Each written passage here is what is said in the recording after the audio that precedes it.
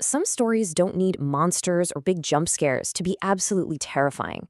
Sometimes all it takes is a familiar sound where it just doesn't belong. So today, we're going to break down a short horror story called The Last Listener to really understand how modern fear is built, and it all kicks off with one simple, unsettling sentence. It all starts with this simple premise. It's a glitch, right? A routine that's suddenly broken. But here's the thing, it's not just that the radio turns on. It's what comes out of it, or maybe more importantly, what doesn't. Okay, so every really good horror story, it finds that one little crack in our normal everyday lives. For our main character, Sami, that crack is this, a glitch in the middle of the night. It's a tiny little malfunction that starts to hint that something is deeply, deeply wrong. And you got to think about the power of absence here. You expect sound from a radio, music, talking, something. When you don't even get static, your brain just goes, wait a second, that's not right. It's a void where something should be. In our imagination, well, it immediately rushes to fill that void with something to be scared of. And then, boom, the void gets filled. But it's not with music or some DJ's voice. It's filled with the sound of breathing.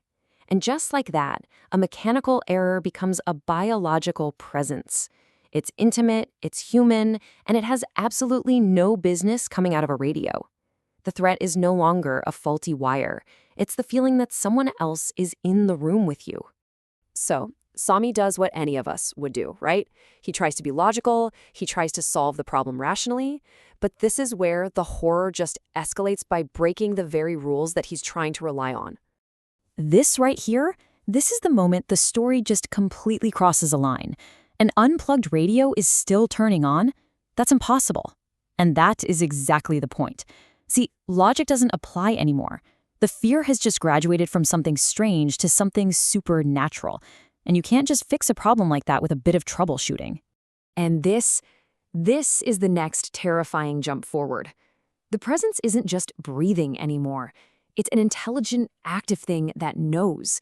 It's not just making a random sound. It's communicating directly. And with this chilling confidence, it knows Sami is there, and it knows he's listening. So what's Sami's next move? The logical one, of course. He gets rid of the source. He tosses the radio out. Problem solved, right? Well, not quite. See, this horror isn't tied to an object. It's tied to him. And this is where the story gets really clever. It gives us and Sami 3 nights of silence, a false sense of security. It's just enough time to think, phew, okay, it's over. That little bit of relief makes it hit so much harder when the threat comes back. It shows that this thing is patient. And getting rid of the radio, that solved nothing. The threat simply adapted. This is where the horror actually migrates. It moves. I mean, a radio? You can toss that. It's just an impersonal object in the corner of the room. But your phone? Come on, that's our most personal device. It's with us always. By moving to the phone, the entity has jumped from the corner of the room right into Sami's pocket. It's now totally, completely inescapable. This line, it's basically a victory lap for the entity. It's not asking anymore, it's just confirming it has successfully cornered Sami and forced him to engage on its new terms. The whole power dynamic has just been flipped on its head. Sami isn't trying to escape anymore. He's been forced to pick up the call.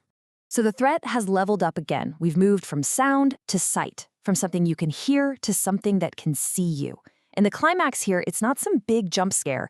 It's this quiet, awful realization. The entity isn't just listening anymore. Now, it's watching.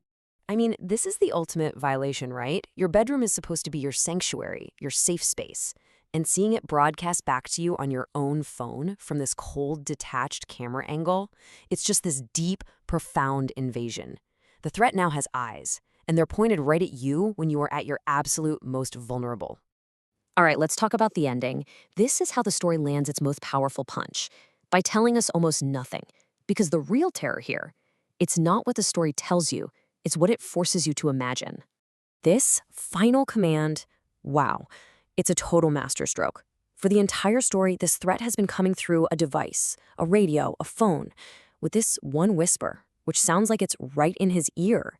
The entity has finally crossed the threshold. It's not in the wires anymore. It's in the room, physically, right behind him. And that's exactly why this ending works so well. We never find out what happened to Sami. We never learn what this thing actually is. Because the story leaves everything open, your brain is the one that has to fill in the gaps and create the monster. And that last, chilling detail, the phone, just left behind, still recording an empty room, it implies the horror isn't over. It's just waiting for the next person to listen in. And that, of course, brings us to the final question that just kind of sticks with you. In a world where we all carry a device that can listen and can watch, the story leaves us with this really terrifying thought. The broadcast might be over for Sami, but that frequency is still open. So you really have to wonder, right? As you're sitting there maybe holding your phone right now, who's listening?